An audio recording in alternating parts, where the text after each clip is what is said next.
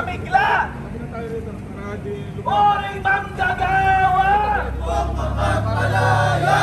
Huwag mapagpalaya! Oray manggagawa!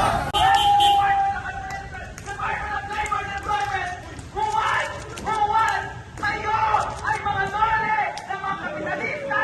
Dole na uwan! Department of Lions and Employers! Hindi labor and employers!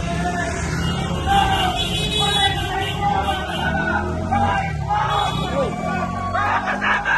Kayo po ay uwan sa dole!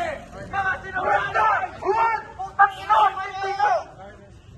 Maraming salamat, sir. Dahil kahit papano, kala ko, yung inyong simpatya ay nalulungkot ka. Mali yun narinig nyo sa Yes, kasi naging interpreter. Okay, Siyempre malulungkot tayo. Opo, normal. Pwede ako magsalita. Ay, yes, sige. Siyempre malulungkot tayo kasi tayo yung nagbigay ng pagtataas ng sweldo. Yan po, yan. Tapos inarangan ng Estado. Yes po.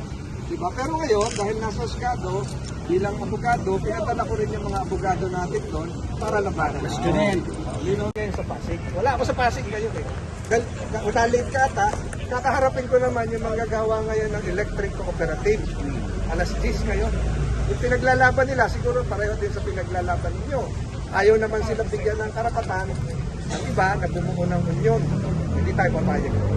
For the record po, Secretary. Kanina ba tayo naka-record? Pinitigan niyo po. Kanina ba tayo? Illegal yung decision na Walang jurisdiction. wala jurisdiction. Ang RTC. Kailan ka ba nag-bar? Kailan ka nag-bar? Ang abogado ng pamahalaan ay yung officer. Yes.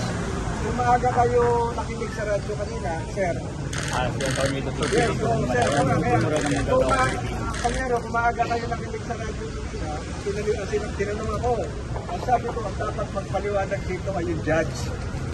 Dahil yung judge ang naglabas ng order para nag-violate yung mga sinasabi. Pero hindi ito yung forum, attorney. Abogado ka, parang tayo